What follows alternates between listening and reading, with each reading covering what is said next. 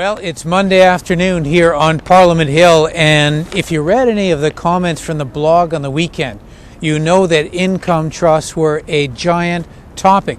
A lot of people from across the country have been writing in, telling us their experiences, their stories, saying that actually, you know what, I lost a lot of money. Other people have been writing into the blog as well, and read the comments. They've been saying, forget it. You know, Flaherty did the right thing. And in fact, you can't have an income trust economy. You've got to make sure that corporations are paying their fair share of tax. Well, this is definitely a hot topic here. We're just about to go into question period to see what the Minister of Finance has to say, to see what kind of attack there is from the opposition on these two topics. A, is it fair that we have income trusts, or do corporations pay enough tax? And B, how about all those individual investors who may have been caught in the crossfire of this income trust action? Let's go into question period right now and see if Flaherty gets hit with either one of these and how the guy deals with it. Let's go. What's confusing, Mr. Speaker, is the position of the Liberal Party on this matter. This is a file that they bungled last year. This is a matter that they failed to address.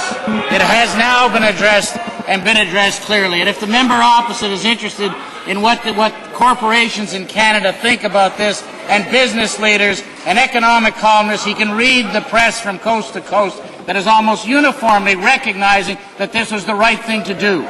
People like Dominic Alessandro, who is the CEO of Manulife, who says, I think it's the right thing. I agree with the minister. Mr. Speaker, the Conservative election platform stated, and I quote, "A Conservative government will preserve income trusts by not imposing any new taxes on them." Will the Prime Minister admit that his decision to tax trust is a direct violation of his explicit campaign promise? The Honourable the Minister of Finance. The intention always, Mr. Speaker, was to provide income security for seniors, which we're doing, particularly through the splitting of pension income, which for pensioners with $40,000 worth of income, paying now at the 40% at $40,000 marginal rate, will now pay the $20,000 marginal rate each, which would be a saving for them of $2,500. At the $60,000 level, the savings is about $2,700. These are direct savings for pensioners in Canada commencing January 1st, 2007. I'm surprised the Liberals aren't going to vote in favour of this bill. The Honourable Member for Don Valley East. Mr. Speaker, with that response, I guess he agrees that they did break their campaign promise. Yes. Does the Prime Minister understand that his promise directly led Canadians to put their money into income trusts? That he is personally responsible for the increase in activity in the income trust sector? And that Canadians are paying a heavy financial burden for believing in him? When will the Prime Minister apologize for blatantly breaking his promises? The Honourable the Minister of Finance. Thank you, Speaker. Let me try to understand the position of the Liberal Party on this matter. 2 weeks ago, on October 18th, the critic for finance, the member for Markham, said, we have no definite position on this issue. And then the other day, the leader, I gather, they decided in some kind of knee-jerk reaction that they would vote against seniors and vote against pensioners on this bill. And the reason seems to be it was absolutely the right thing. And how does it go? We had started on this track to protect the tax base, to ensure tax fairness, and to work for the productivity of the nation. Order. Mr. Speaker, the voices of betrayed Canadians on income trusts are pouring in. Ed and Judy Bonet write, after the Prime Minister's campaign assurance of no change in tax structure for income trusts, we felt confident in our decision to put our savings into this investment vehicle. We were thoroughly taken in by the rhetoric and honour of openness of the Conservative Party. What a disappointment. We feel completely blindsided. Will the Minister of Finance apologize to the Bonets and thousands of other Canadians whose votes they stole based on a deception and whose savings they annihilated by allowing value to build falsely on a betrayal? The Honourable the Minister of Finance. If one looks back 1 year and sees how this issue was not addressed, and then was attempted to be addressed, and then was bungled by the party opposite, I don't expect the party opposite, Mr. Speaker, to understand when a government, albeit a minority government, is obliged to look at the best interests of the country. As commentators from coast to coast have said, what's in the best interests of Canadians? What's in the long-term interest of Canada, of the next generation? What's in the interests of our Canadian economy? And do we want to become a sleepy economy? The answer has... The honourable member for Ajax Pickering. Sit down. Mr. Speaker, if that's true, then why did they campaign against the best interest of Canadians? Why did they make a promise that they broke? It's a pure deception.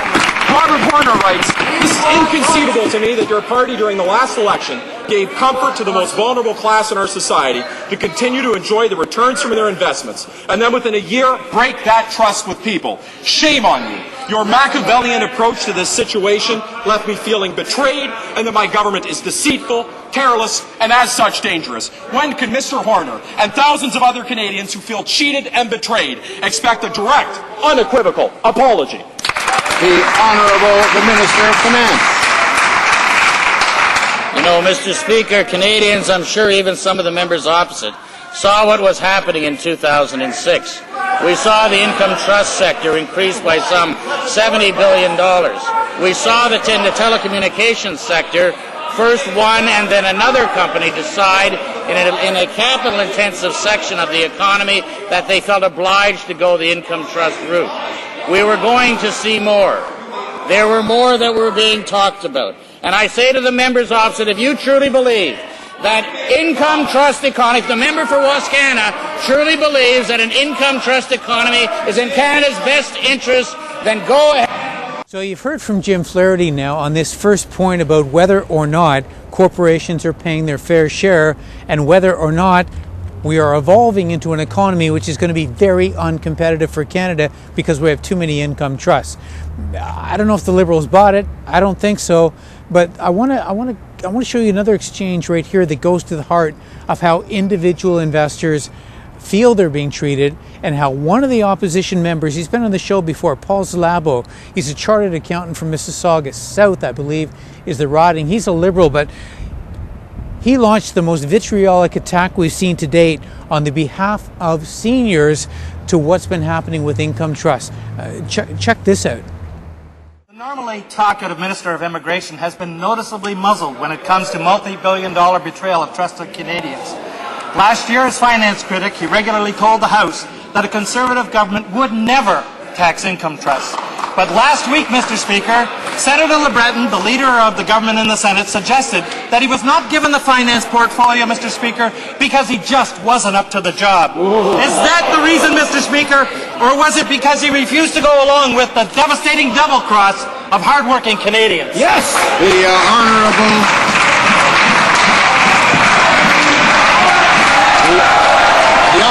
the Minister of Finance. Order. You know, I know, Mr. Speaker, that the Liberal Party thinks that large corporations should not pay taxes in Canada. I know that they take the position, apparently they plan to vote in favor of the position that this economy should increasingly put the burden for health care and education and infrastructure that we need on individuals and families in Canada. We don't share that view. We do not share that view. That apparently is the view of the party opposite. We think all Canadians, including corporations, should pay their fair share of tax. Honourable member for Mississauga South. Mr. Speaker, you've got it wrong. I don't believe in seniors getting screwed. That's what I don't believe in. The government had options, Mr. Speaker, which were to not fleece Canadians of billions of dollars of their hard-earned savings. The Conservatives recently assured Canadians that they would not tax income trusts ever, and Canadians invested on the strength of that promise. Was the Minister of Immigration passed over for the finance portfolio because he was opposed to taxing income trusts, or was it because he was just no match for the current Minister of Finance in the art of breaking promises? The Honourable the Minister of Finance. Well, if it is the position of the Liberal Party, and I say to the member from Mississauga South, I gather it is the official position of your party that this move is as follows: absolutely the right thing. We had started on this track, we the Liberals, to protect the tax base, to ensure tax fairness, and to work for the productivity of the nation. The member for Wascana is being wrong. He should turn around and say that to the author of the statement, the official critic who's sitting behind him, the member for Markham. Well, so much for the action and question period today, but you know what? I'll wager this is not the end of this story. It is going to go on for some period of time. There's a number of developments happening right now. Number one, Mr. Harper has some problem with the Alberta oil patch. The oil and sands guys, of course, have loved income trusts. And now that the income trust sector has gone down in value, there is the danger that maybe some of our Canadian assets will be picked up at fire sale prices by American investors. That's a concern. Politically, of course, Alberta constitutes very much a power base for the Conservative Party. That is something I think that Mr. Harper has to be concerned about. And secondly, as well, is the whole aspect of a broken promise. Now, you may agree entirely with Jim Flaherty that what he did with Income Trust was completely necessary, that the whole thing was getting out of control with Encana and Bell and TELUS, etc. You might agree with that, but still the fundamental point is, at least as far as the opposition guys go, that this was, that this was a broken promise. And broken promises in politics are something you very rarely get away with. We'll see. We're going to have more on this story coming up in the next day or two. In fact, Bruce, I think you've got some expert coming in. Yeah, we've got a couple of experts at least coming on the show in the next few days to give us more of an overview as this story progresses. But I can tell you this, income trusts, not over yet.